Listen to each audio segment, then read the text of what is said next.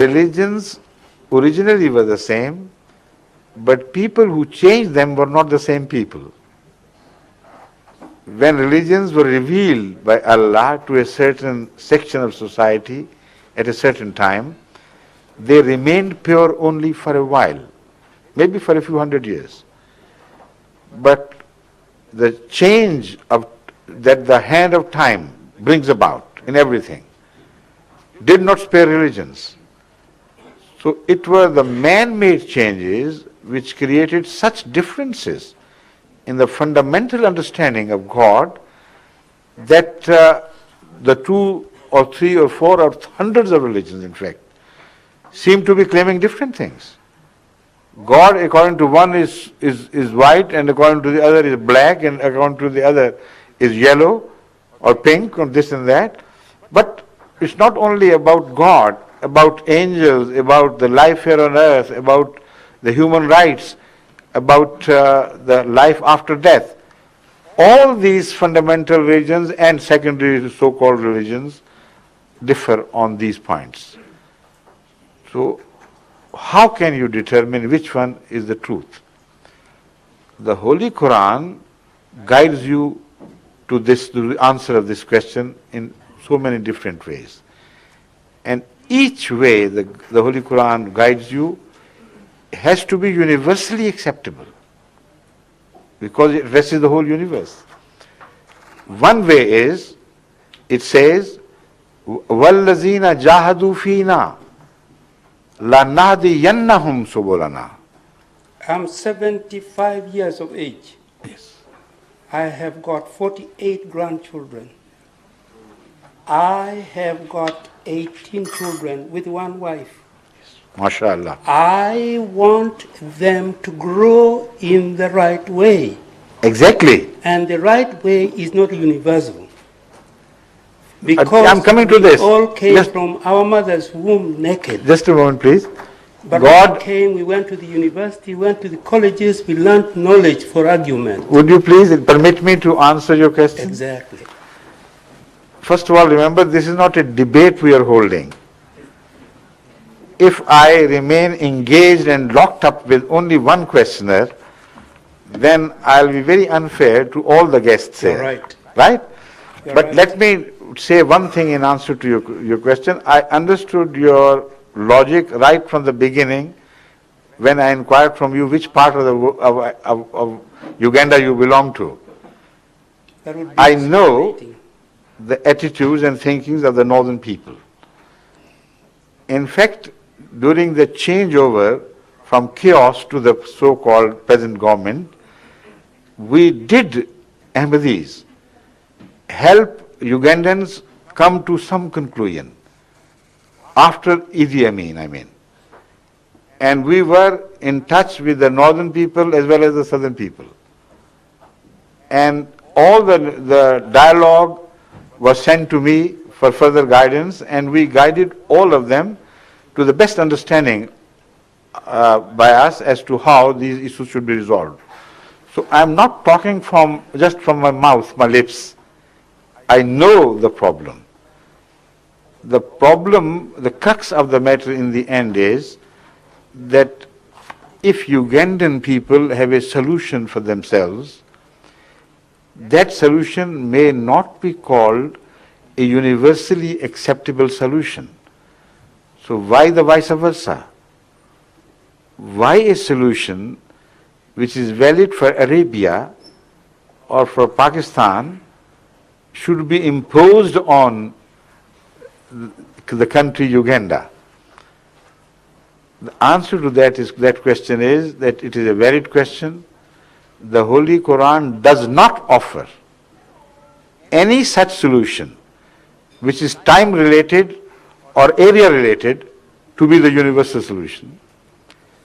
But it speaks of universal principles which, when applied to a particular situation, would resolve the issues of that particular area, not that solutions would be brought from outside, but they would be understood with the help of the Quranic principles in application to the local problems. So far, I think that should suffice. Otherwise, there will be no end to this dialogue. Please, thank you. Thank you.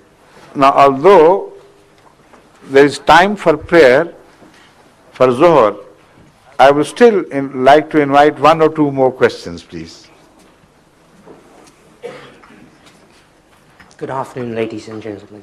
Thank you. I'm very happy to be here today. Thank you. My Thank name is you. Edward Meelan. I'm from Crawley.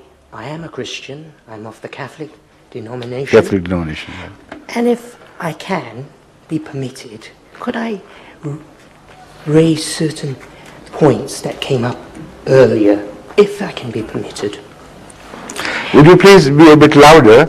I'm sorry. Because sometimes when people see these video programs, this international, they point out that the questioner's voice was so low that we could not understand. Please. Earlier on, one of the previous speakers, when they raised about Jesus saying, I am the light and the way, Right. and nobody approacheth the Father except through me, and you responded, I think, with saying that us as Christians, therefore, try and have a monopoly because of that. Well, I like to say that I'm from a traditional denomination, the Catholic Church, the mainstream denominations, which also include the mainstream Protestant churches, whether in Britain or worldwide. And can I say that we are not saying now that because one isn't a Christian, one is condemned to the fires of hell. That is where Jesus said that comes from John. I'm not sure exactly which part of John. But just mention it, I'll remember yeah. that. Yes.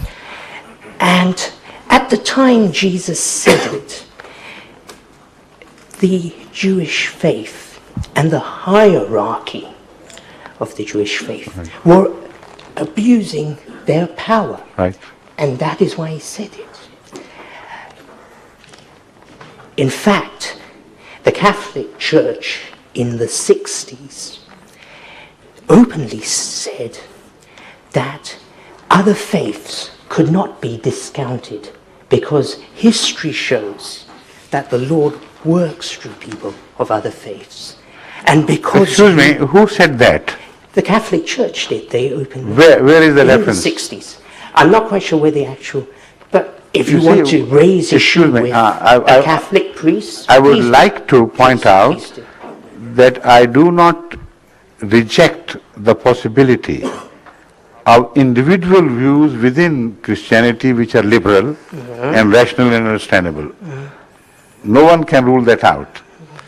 But to say that this is the official position of the church is not right, because they monopolize redemption with the belief in Jesus Christ, and they emphasize the dogma that every human being is born as a result of sin, and he inherits sin as such. And a sinful person, unless his sins are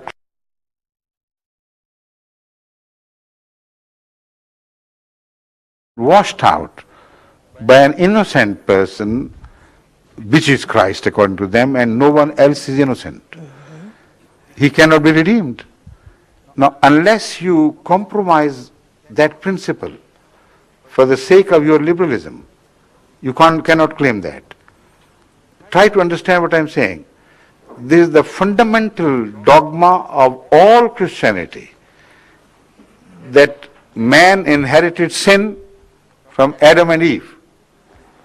And it's a fundamental dogma of all Christianity that the sins can be washed only by the blood